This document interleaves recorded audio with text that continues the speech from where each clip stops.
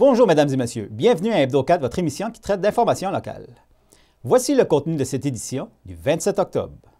Journée porte ouverte du nouveau service sage-femme au pavillon de la mer du CLSC de Caplan à l'occasion des 20 ans de la reconnaissance de la pratique sage-femme. Vanessa Raté, conseillère aux entreprises à la SADC Baie-des-Chaleurs, nous informe sur le premier rendez-vous régional de l'économie circulaire Gaspésie. Dominique Cyr du Conseil régional de l'environnement Gaspésie-Île-de-la-Madeleine nous présente un tout nouveau projet, le fonds EcoLeader. David Thibault, coordonnateur en sécurité incendie pour la MRC Bonaventure, nous informe sur le système de messagerie de masse.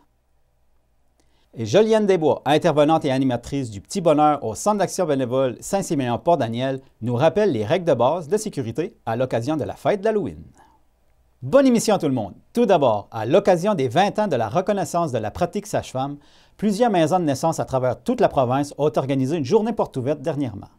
Dans la Baie-des-Chaleurs, ce fut aussi le moment de découvrir le nouveau service sage-femme en place au pavillon de la mer au CLSC de Caplan. Nous y avons rencontré Véronique Gauthier, la responsable du service, en cette journée porte ouverte qui a eu lieu mardi le 22 octobre dernier. Bonjour Véronique. Bonjour. Là, c'est vous qui a monté le service ici au CLSC de Caplan. C'est quoi ça implique comme travail de monter un tel service? Oui, en effet, j'ai commencé en septembre 2018 à démarrer le service. Donc, à la base, c'est de travailler avec la communauté pour développer un service qui répond à leurs besoins et avec le support de l'établissement pour tout développer toutes les étapes qui sont nécessaires.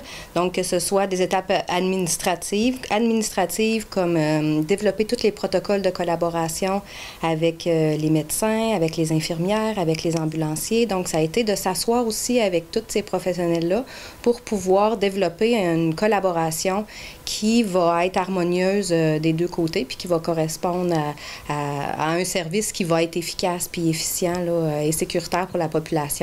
Puis il y a tout un volet clinique aussi, donc tout ce qui est organisation du matériel, trouver le local en premier, l'aménager selon les besoins du service sage-femme.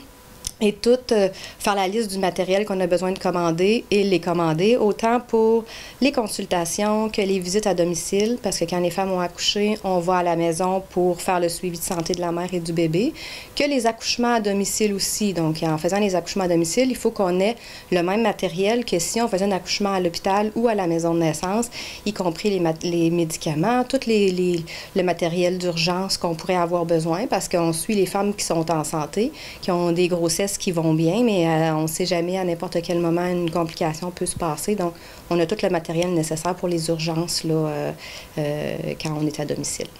Puis pouvez-vous nous expliquer, c'est quoi au juste une sage-femme? Une sage-femme, c'est une professionnelle de la santé qui est responsable de tout le suivi de grossesse, l'accouchement et le suivi de la mère et du bébé jusqu'à 6 semaines après l'accouchement, autant pour la mère que du bébé. Et ça inclut tous les tests puis les analyses nécessaires.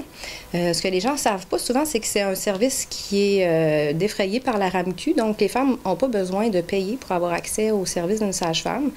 C'est un suivi qui est basé sur la continuité de soins. Donc, c'est la même sage-femme qui fait le suivi de grossesse, qui est présente à l'accouchement et qui est là durant les premiers jours et les premières semaines à la suite de la naissance aussi. Puis, on est disponible 24 heures sur 24, 7 jours sur 7 sur le cellulaire. Fait que les gens, ils peuvent nous appeler, les femmes, leurs conjoints, parce qu'on est inclusif des conjoints. La famille aussi, les gens, ils viennent, vous allez voir, là, les gens, ils viennent avec leurs enfants. On a des jouets pour qu'ils puissent s'amuser pendant la consultation. Fait que c'est familial, c'est un suivi qui est holistique, ça veut dire qu'il inclut tous les volets de santé de la femme. C'est quoi les étapes pour devenir sage-femme? Pour être sage-femme au Québec, il faut passer par l'Université du Québec à Trois-Rivières. C'est un baccalauréat de 4 ans et demi qui nécessite plus de 2200 heures de stage. Et à la suite de cette formation-là, c'est là qu'on obtient notre diplôme. Il y a aussi la possibilité, si on a été formé à l'étranger, à l'extérieur du Québec ou du Canada, il y a la possibilité de participer à un programme d'appoint qui est encore à l'Université du Québec à Trois-Rivières pour s'assurer que ce qu'ils ont appris comme cours, c'est équivalent à ici. Des fois, ils ont besoin de faire un stage. Donc, ils peuvent aussi passer par cette façon-là pour être sage-femme au Québec. Mais toutes les sages-femmes au Québec qui travaillent doivent être inscrites au tableau de l'Ordre des sages-femmes du Québec et avoir un permis de pratique, travailler dans un CIS. Donc, toutes les sages-femmes au Québec travaillent pour un établissement de santé. OK.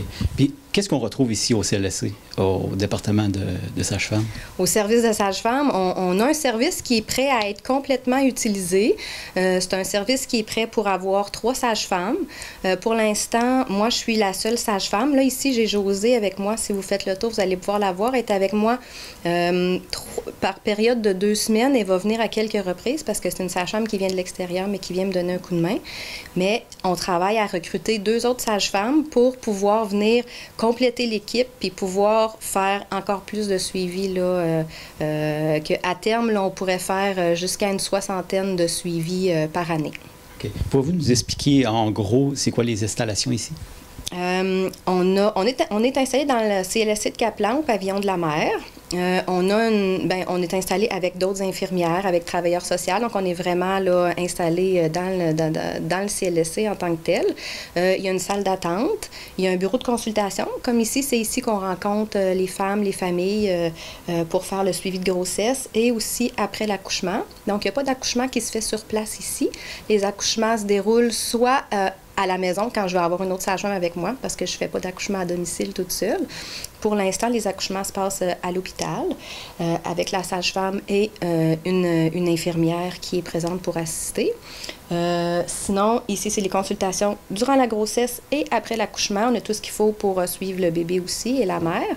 Et on a un bureau polyvalent dans lequel on va ranger tout notre matériel médical, où on met aussi nos archives. C'est notre endroit où on a notre section pour désinfecter le matériel qui est souillé.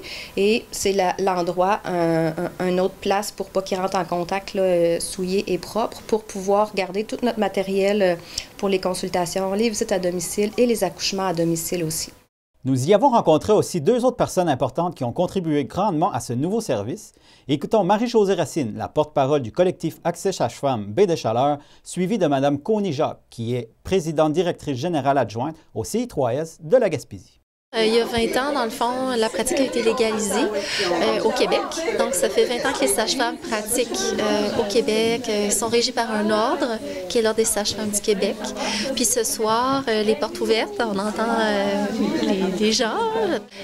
C'est pour souligner, dans le fond, les 20 ans, justement, de pratique des sages-femmes au Québec. Puis c'est organisé par le regroupement des sages-femmes du Québec dans différentes maisons de naissance dans la province. Donc, il y a... ici, on n'a pas de maison de naissance en Gaspésie. On est au CLSC, au pavillon La Mer, où Véronique Gauthier, la sage-femme, la première sage-femme qui pratique en Gaspésie, accueille les familles pour les suivis de grossesse. OK, d'accord. Puis c'est quoi les avantages pour la région? Les avantages pour la région, je pense que ça peut avoir un effet d'attraction ou de rétention de certaines familles, de nouveaux arrivants. On sait que c'est un service qui est offert un peu partout au Québec, qu'il y a encore plusieurs régions qui sont en train de travailler pour demander le service. Mais on sait que c'est un service qui est de plus en plus demandé, de plus en plus populaire aussi. Donc, le fait de l'offrir en Gaspésie, ça peut avoir pour effet, je crois, de retenir des familles. À titre d'exemple, le collectif, là, on a eu connaissance dans les dernières années que plusieurs familles qui ont dû voyager à Montjoly ou même à Québec pour avoir accès à un service de sage-femme parce que c'était quelque chose qui était vraiment, vraiment important pour eux. Donc, d'offrir le service ici, ça va être un plus, je pense, pour les nouveaux arrivants. Puis, aussi, c'est sûr que c'est un super beau service qui peut peut-être être aidant pour les clientèles, disons, en situation de vulnérabilité. Je pense, par exemple, à des jeunes femmes monoparentales ou avec des problèmes de consommation. L'approche sage-femme est très individualisée, très personnalisée. Puis, le suivi se fait en continuité. C'est toujours la même sage-femme qui suit la même cliente. Donc, ça peut aider, je dirais, les familles ou les femmes en situation de vulnérabilité, là, parce que vraiment, la sage-femme a une approche très, très holistique, très globale. Donc, puis on sait ici qu'il y a plusieurs femmes et familles en situation de vulnérabilité. Donc, ça va être un plus pour la région, c'est sûr et certain. Bonjour, Madame Conny. Bonjour, bonjour. Est-ce qu'il y a d'autres choses de prévues? Y a-t-il d'autres centres de prévus prochainement, comme celui d'ici? En fin de compte, on a déposé un projet en phase. L'objectif pour nous, dans la première phase, c'est de consolider notre offre de service ici dans Baie-des-Chaleurs. Et ensuite, oui, l'objectif de la politique de Périnette, c'est d'offrir à tous les Québécois la possibilité d'accoucher avec sage-femme si c'est leur désir. D'accord. Pouvez-vous nous parler de l'importance d'un tel service en région? Mais en fin de compte, on a compris que c'était quelque chose que la population tienait. C'était très important pour eux d'avoir la possibilité d'avoir accès à une sage-femme, des naissances à domicile. Donc pour nous, la volonté de la population et la politique de Périnette nous guident dans nos actions. C'est un heureux début de quelque chose qu'on va voir croître avec les années. Le 13 novembre prochain, à la salle multifonctionnelle de Caplan, aura lieu le premier rendez-vous régional de l'économie circulaire Gaspésie. Vanessa Raté, conseillère aux entreprises à la SADC Baie-des-Chaleurs, nous informe à ce sujet. En premier lieu, pouvez-vous nous expliquer, en gros, c'est quoi l'économie circulaire Gaspésie? Oui, bien en fait, l'économie circulaire, c'est un modèle économique qui vise à optimiser l'utilisation des ressources à chaque étape de production d'un bien ou d'un service. Donc, puis en fait, c'est pas nécessairement juste au niveau de la production, c'est vraiment tout au long du cycle de vie également. Puis ça s'oppose au modèle linéaire qu'on a actuellement, où est-ce qu'on va produire des déchets finalement tout au long du cycle de vie d'un produit. D'accord. Pouvez-vous nous donner quelques exemples? Oui, bien, sur le territoire, on a quelques exemples qui sont connus. Il y a entre autres la ferme Bourdage qui récupère les résidus de mou de fraise puis qui les offre à la microbrasserie Le Naufrageur qui produisent leur bière à la fraise avec ce résidu-là. Donc, probablement que vous connaissez le produit là, qui est super intéressant. Puis, il y a également Le Naufrageur de son côté, lui récupère la drèche qui est le résidu de brassage, puis le remet à la ferme Le Groin dans le Foin qui est localisée à Nouvelle, qui eux s'en servent pour l'alimentation des animaux. OK, d'accord. Puis là, bien, prochainement, il y a un événement important qui s'en vient. Oui, bien en fait, on a le premier rendez-vous régional de l'économie circulaire Gaspésie, qui va être une série de conférences et ateliers qui va être présenté le 13 novembre prochain à la salle multifonctionnelle de Caplan. Donc, on vous invite à être des nôtres ce jour-là. Là, il y a sûrement une période d'inscription. C'est quand au juste? Les gens, ils ont jusqu'à quand pour s'inscrire? Les inscriptions sont en ligne actuellement. Donc, c'est sur notre site web au sadcbc.ca. Vous allez trouver le formulaire d'inscription. Puis, c'est jusqu'au 1er novembre. Toute la population est invitée? Oui, en fait, c'est toute la collectivité. Puis, on cible plus précisément les instances municipales, les organisations du territoire, puis également toutes les entreprises de la région, là, autant au BNL qu'entrepreneurs et même gestionnaires là, qui peuvent être intéressés au sujet. D'accord. Pouvez-vous nous expliquer, c'est quoi que les entreprises viennent chercher au juste? Bien, en fait, les gens vont pouvoir s'initier à l'économie circulaire, vont pouvoir faire émerger des idées sur le potentiel qu'il y aurait en fait sur le territoire ou qui est propre à leur entreprise. Puis, ils vont aussi pouvoir venir chercher des outils concrets qui pourraient mener à l'implantation de stratégies circulaires, soit dans leur entreprise ou dans leur organisation. On va recevoir des conférenciers qui sont des experts dans leur domaine en économie circulaire. Le matin, en avant-midi, on va avoir une conférencière qui est Mélanie McDonald qui va parler de l'économie circulaire au Québec et des avancées qui ont été faites. Donc, pour pouvoir vraiment découvrir le concept là, dans son ensemble. Puis par la suite, on va avoir Synergie Gaspésie, qui est un projet qui a été soutenu par le CIRAD, qui va être présenté. Donc, c'est un projet qui a eu lieu sur le territoire. On va pouvoir en connaître davantage sur les gisements, donc les résidus qui ont été identifiés, qui pourraient avoir un potentiel au niveau de l'économie circulaire. On a aussi un panel surprise d'invités qui vont être constitués d'entrepreneurs de la région. Donc ça va être super intéressant pour connaître des entreprises qui ont soit amorcé ou réalisé des démarches en économie circulaire. Alors, je vais garder les invités surprises, mais vous allez pouvoir les découvrir durant la journée. Puis, dans l'après-midi, on a vraiment deux blocs. Donc, un bloc synergie régionale qui s'adresse plus aux organisations et instances municipales.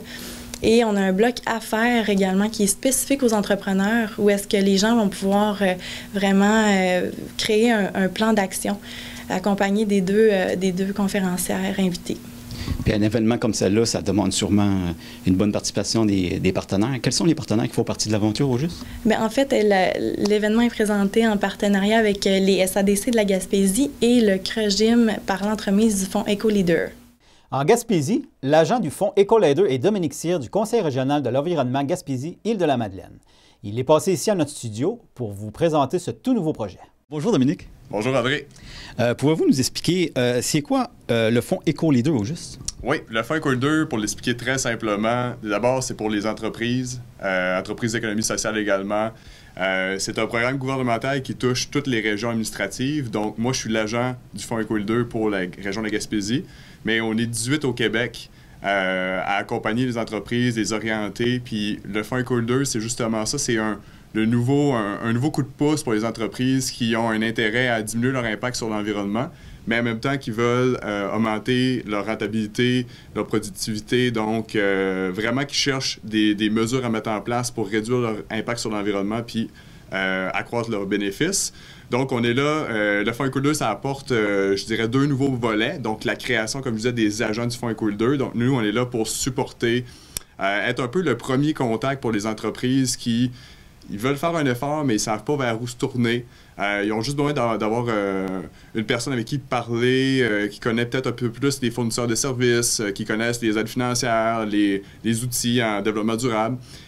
Donc, nous, on est là, les 18 agents au Québec, pour faire ce rôle-là.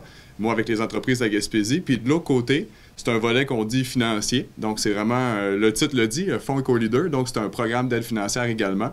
Surtout pour soutenir les projets, par exemple, d'une entreprise qui voudrait faire un premier plan d'action en développement durable, une première démarche, ou encore elle veut faire des études de faisabilité sur l'efficacité énergétique, sa gestion des déchets, mettre en place une technologie propre. Donc ça, c'est des exemples concrets de mesures qu'une entreprise pourrait être intéressée à mettre en place. D'accord. Puis pouvez-vous nous expliquer le fonctionnement au juste pour les entreprises qui sont intéressées?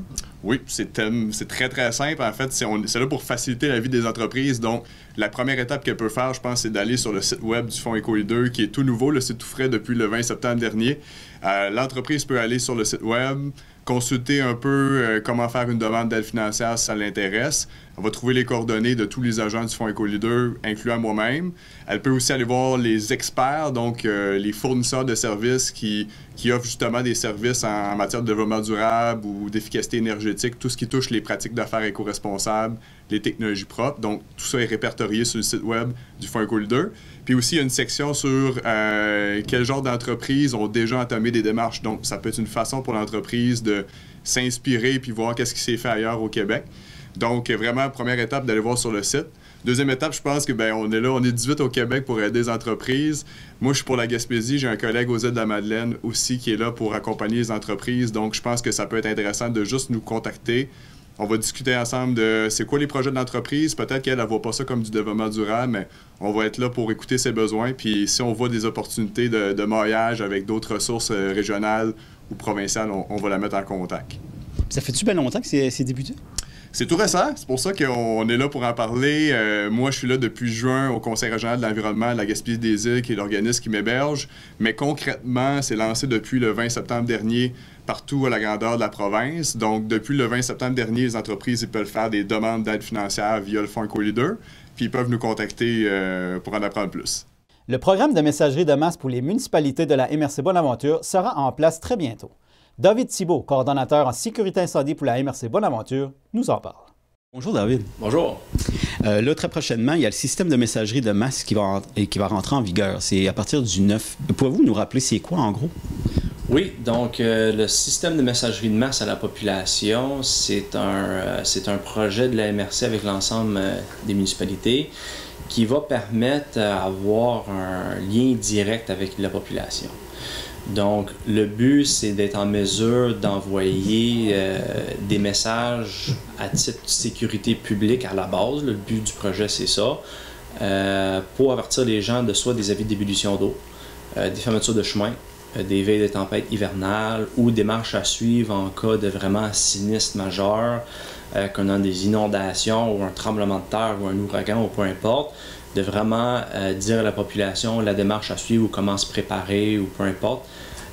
Puis aussi, donner la démarche à suivre au niveau de si on a des aires d'abri temporaire pour les sinistrés. Donc, soit des OTJ ou des hôtels de ville ou des écoles qui vont être ouvertes pour des gens que, bon, mais c'est le verglas, on n'a pas de courant depuis 5-6 jours, c'est où qu'on peut aller pour se réfugier, bien, la municipalité va être en mesure de communiquer directement avec les gens. Donc, le but de ce projet-là, c'est vraiment ça, c'est la communication avec sa population directement, puis s'éloigner un petit peu des anciennes méthodes d'utiliser le site web puis Facebook, que c'est beaucoup moins ciblé puis beaucoup moins efficace, là. Donc c'est ça pas mal le but du projet, là. La manière que ça va fonctionner, c'est que chacune des municipalités va avoir un lien sur son site internet que les citoyens peuvent aller s'inscrire. C'est le citoyen qui va décider la méthode dans laquelle il veut se faire rejoindre. Donc soit par SMS, soit par email ou soit par ligne dure. On a l'option aussi que si la personne ne répond pas à la maison, on est en mesure de laisser un message. Puis après ça, il va choisir le type d'information qu'il veut recevoir. Donc les municipalités vont mettre des profils d'information. Dire, bon, le profil 1, c'est vraiment juste des urgences. Le profil 2, ça va être des rappels pour les bacs de recyclage et de poubelles. Le profil 3, ça va être des événements spéciaux, exemple. Donc c'est vraiment le choix du citoyen de sa manière de se faire rejoindre et l'information qu'il veut recevoir, puis on peut modifier ça en tout temps. Aussi, si on a un citoyen qui vit dans plusieurs municipalités ou qui a des parents qui prennent soin dans une autre municipalité, il va être en mesure de s'inscrire aux deux, puis de recevoir des avis de fermeture de chemin ou avis de débullition des eaux de plusieurs municipalités en même temps. Encore là, le but, c'est d'être le plus informé, puis le plus vite possible. C'est ça, pas mal le but du projet. Y a-t-il des coûts pour les citoyens? Pour les citoyens en tant que tel, il n'y a pas de coût. C'est un projet que les municipalités vont... c'est eux autres qui payent pour. Donc, le ministère de la Sécurité publique, ils ont sorti des argents pour ça, justement, pour aider les municipalités à se préparer au sinistre. Donc, il y avait des enveloppes budgétaires qui se rendaient jusqu'à 15 000. Puis au niveau de la MRC, bien, quand on se mettait en commun pour des actions, il y avait un 2 000 supplémentaire. Donc au niveau du Conseil des maires de la MRC, on a choisi de mettre en commun cette action-là, la communication de masse à la population. Donc c'est les municipalités qui vont payer pour. Actuellement, on a un contrat de signé pour les 2 prochaines années avec la compagnie en question. Puis après ça, au bout de 2 ans, bien, ça va être aux municipalités de voir si cet outil-là est encore pertinent pour eux autres, puis s'ils veulent continuer. D'après moi, oui, là. Mais il n'y a pas de coût aux frais reliés aux citoyens directement. Okay. Puis les gens, ils peuvent s'inscrire à partir du 9 novembre? Ça va être début novembre. En fait, là, les ressources individuelles des municipalités sont en train de se faire former sur la plateforme web qui va être mise en ligne au courant du mois d'octobre. Puis normalement, tout devrait être fonctionnel dans les premières semaines du mois de novembre. Ouais. En fait, le 9 novembre, c'est la date butoir du gouvernement qui exige que chacune des municipalités au Québec ait un plan de mesure d'urgence adopté, mis à jour et correct pour sa population, puis les risques des sinistres qui peuvent se passer sur leur territoire. C'est ça la date du 9. Comme à chaque automne, avec le changement de couleur des feuilles, arrive aussi la fête tant entendue des petits et grands. Joliane Desbois, intervenante et animatrice du Petit Bonheur au Centre d'action bénévole Saint-Siméon-Port-Daniel, nous rappelle les règles de base de sécurité à l'occasion de la fête de l'Halloween. Comme à chaque année, ici, au Centre d'action bénévole, il y a quoi de spécial qui se fait pour la fête de l'Halloween? Oui, pour commencer, comme on fait aujourd'hui, c'est un petit récapitulatif des règles de base de sécurité pour les enfants, les familles qui récoltent les bonbons pour l'Halloween. D'accord. Justement, pour les familles, comment les familles peuvent économiser de l'argent pour profiter plus de cette fête? Oui, justement, par exemple, il y a plusieurs moyens d'économiser. Sur les décorations, on peut les faire soi-même avec des matériaux qu'on a à la maison. Vous pouvez aussi visiter le magasin Une Pièce, le Dollarama, qui est assez chargé cette année. On peut aussi récupérer d'année en année les mêmes décorations. Avec les soutes, on peut échanger les soutes avec les enfants, les amis, les cousins et les cousines. On peut le fabriquer soi-même. Aussi pour les personnes qui sont vraiment avenantes d'Halloween. Après la fête d'Halloween, il y a des gros spéciaux sur les costumes, mais ça sera pour l'année à venir. C'est ça. Sinon, on peut en acheter des deuxièmes mains. Aussi, sur les bonbons, il y a beaucoup de rabais très proches de la fête de l'Halloween. Pour ceux-là qui aiment de dernière minute. Puis peux-tu nous faire un petit rappel des règles de base? Oui, bien pour commencer, vraiment pour ceux-là qui distribuent les bonbons, on va essayer d'acheter le plus possible des bonbons que sur l'emballage, on peut avoir la liste d'ingrédients. Ça facilite beaucoup la tâche aux familles pour les enfants qui ont des allergies lors du tri de bonbons, ces choses-là. Aussi, de façon plus générale, des questions que les gens se posent.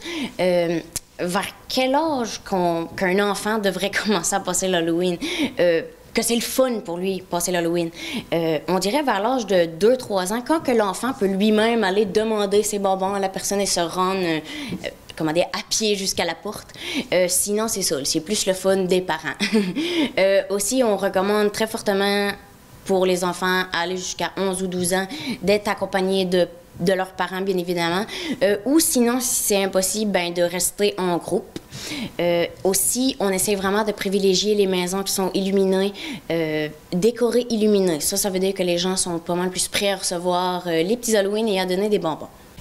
Aussi, plus généralement, pour faire un gros récapitulatif des règles de base, on n'oublie pas en tant que parent de rappeler à ses enfants de porter des vêtements qui sont visibles dans le noir et ou sinon des bandes réfléchissantes.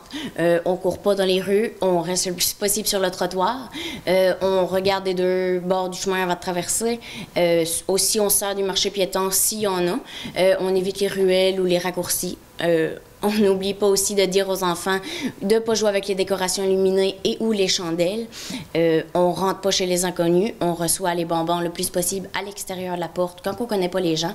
On ne mange pas les bonbons avant d'être à la maison, le temps de trier tous les bonbons. On reste groupé le plus possible si les parents ne sont pas là.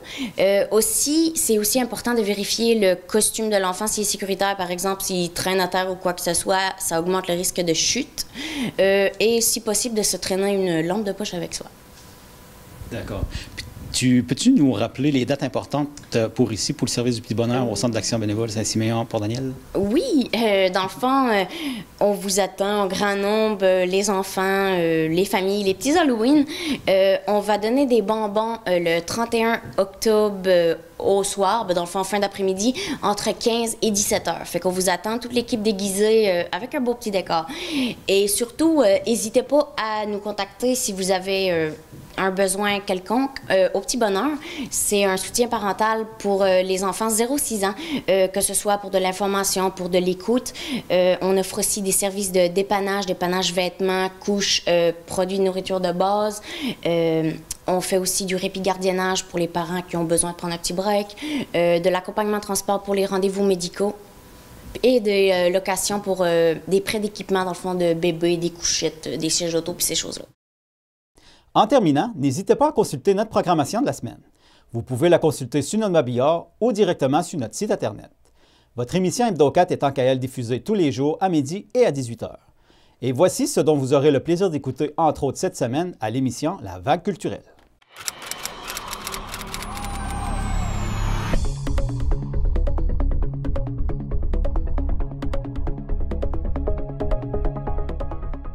Cette semaine à l'émission, Marie-Pierre Thibault nous parle du Bière et Bouffe qui se tiendra à Bonaventure le 9 novembre prochain.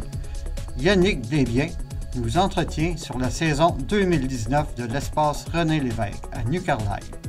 Et Joanie Arsenault de la ville de Bonaventure nous présente la programmation du Salon du livre de Bonaventure qui se tiendra les 1er, 2 et 3 novembre prochains au Centre Bonaventure.